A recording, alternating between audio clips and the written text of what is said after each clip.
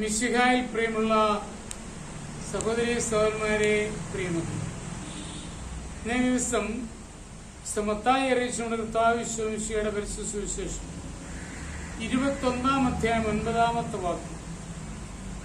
Saint Mathews gospel chapter 21 verse 9. ഈശോയുടെ മുൻപിലും പിൻപിലും നടന്നിരുന്ന ജനങ്ങൾ ആർത്തു വിളിച്ചു, ദാവീദിന്റെ പുത്രൻ ഹോശാന, കർത്താവിന്റെ നാമത്തിൽ വരുന്നവൻ അനുഗ്രഹീതൻ, ഉന്നതങ്ങളിൽ ഹോശാന.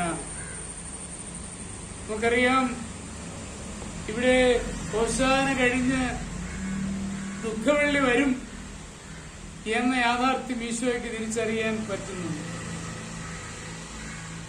ആളുകള് എല്ലാവരും ഹോശാന വിളിച്ചപ്പോൾ അതിൽ പൊങ്ങിപ്പോവുകയല്ല, കടന്നു വരാനിരിക്കുന്ന ദുഃഖവെള്ളിയിലൂടെ കടന്നു പോകാനുള്ള കൃപയും ശക്തിയും പ്രാർത്ഥിക്കുകയാണ് ഈശോ ചെയ്തത്. ഹോശാന എന്ന പദത്തിന്റെ അർത്ഥം നമുക്കറിയാം, കർത്താവെ രക്ഷിക്കണമേ എന്നാണ്. അതേ പ്രിയമുള്ള സഹോദരങ്ങളെ, നമ്മുടെ അനുദിന ജീവിതത്തിലും വലിയ സന്തോഷ നിമിഷങ്ങൾ കടന്നു വരും.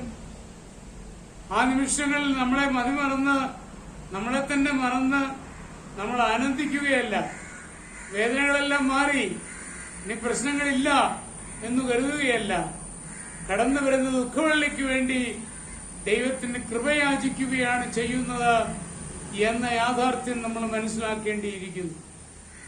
അതെ, ഓരോ ഹോശാന വിളികളിലും ഓരോ ആഘോഷ നിമിഷങ്ങളിലും ഓർക്കണം, കടന്നു വരുന്ന വിഷമങ്ങള്, വേദനകള് സഹിക്കുന്നതിന് ദൈവമേ നീ മാത്രമാണ് തുണയായിട്ടുള്ളത്, നീ എന്നെ രക്ഷിക്കണമേ എന്നുള്ള ആ ഒരു ആഹ്വാനം, ആ ഒരു മനോഭാവം ഉൾക്കൊള്ളുവാൻ നമുക്ക് ഏവർക്കും കഴിയണം.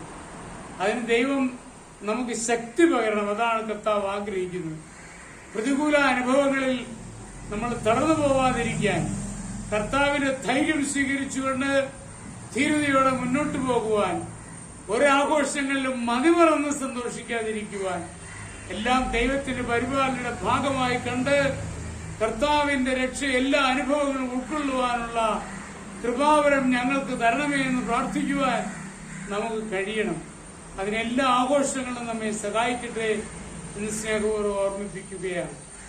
നമ്മുടെ കർത്താവ് മിശിഹായുടെ കൃപയും പിതാവായ ദൈവത്തിന്റെ സ്നേഹവും പരിശുദ്ധാത്മാവിന്റെ സഹവാസവും പരിശുദ്ധ അമ്മയുടെ മധ്യസ്ഥതയും നാം എല്ലാവരോടും കൂടി ഉണ്ടായിരിക്കും, ഇപ്പോഴും എപ്പോഴും എന്നേക്കും.